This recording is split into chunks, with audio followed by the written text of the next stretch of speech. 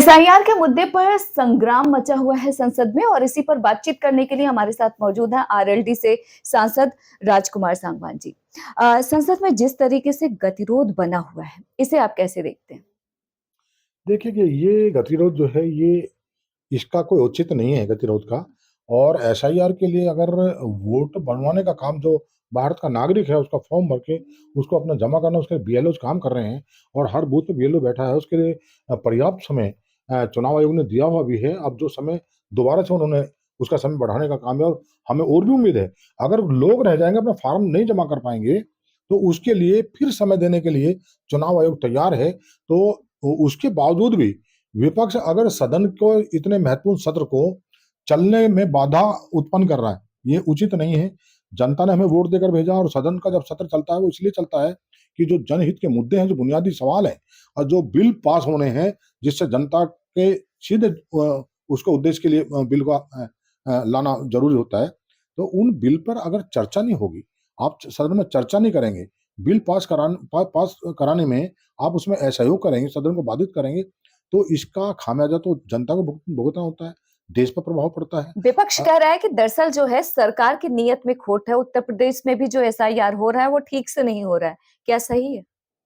ये ज़िम्मेदारी तो हमारी बनती है, ये कार्यकर्ताओं की ज़िम्मेदारी बनती है, जो सामाजिक लोग हैं उनकी ज़िम्मेदारी बनती है, जो बुद्धिजीवी लोग हैं उनकी ज़िम्मेदारी बनती है। बीएलओ बैठे हैं, बीएलओ का दायित्व है, बीएलओ की ड्यूटी है, अगर हम कोई फॉर्म भर कर देंगे तो उसको जाँचना और उसको अपलोड करना और उसके बाद में उसका प्रदर्शन करना उनकी ड्यूटी है।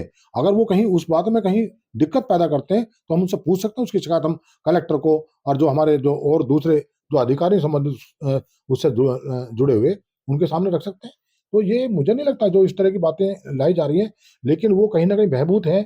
वो चाहते हैं कि फर्जी वोटों का जो भंडारण है, वो बना रहे और उनके उसमें हितों की पूर्ति होती रहे और सत्ता वो फर्जी वोटों के सहारे सत्ता हासिल करने का जो उनका मंसूबा है, जब वो टूटता नज़र आ रहा है, जनता का भरोसा टूटता आ रहा है उनसे, तो इस समय उनके अंदर ये फ्रस्ट्रेशन भी है और वो इस तरह की बातों को लेकर एसआईआर जैसी बेबुनियादी बातें उठाकर उसमें व्यवधान सदन का भी वो कर रहे हैं और जो सदन का महत्वपूर्ण समय है, उसको भी कहीं न कहीं वो बर्बाद करने का काम कर रहे हैं। और बहुत सारे सांसद हैं, जो अपने विषय को लेकर आए थे, अपने विषय उनको रखने थे, सदन के माध्यम से सरकार तक पहुँचाने थे और सरकार उन पे विचार करती, काम करती, सबके हितों का काम होता। लेकिन कहीं न कहीं विपक्ष नहीं समझ पा रहे हम कि इतने महत्वपूर्ण सत्र को, सदन के महत्वपूर्ण काम को, समय को, जो बाधित करके स्थगन के बाद जो उसको खत्म कर रहे हैं, ये कहीं न कहीं नुकसानदायक है। और जनता सब देख रही है, पूरे देश देख रहा है कि सदन को कौन बाधित कर रहा है और उसका उद्देश्य क्या है। इसलिए इसका खामियाजा तो उनको भुगतना पड़ेगा।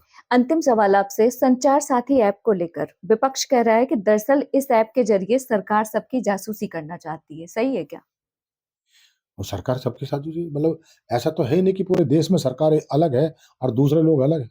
ये तो देश है, सबका देश है, हर व्यक्ति नागरिक है और उसमें तो जो समर्थक हैं, समर्थक कोई किसी का समर्थक है, कोई किसी का समर्थक है, कोई किसी दल का समर्थक है, कोई सामाजिक कार्यकर्ता है।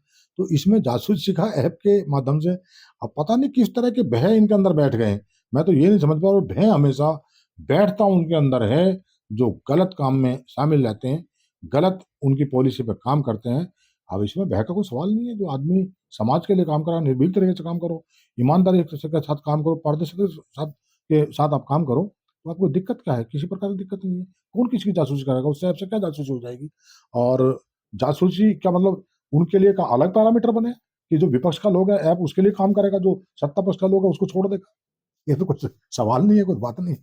तो इन चीज़ों का मायने नहीं है। धन्यवाद हमसे बातचीत करने के लिए। दिल्ली से इंडिया पोस्ट लाइव के लिए ममता चतुर्वेदी।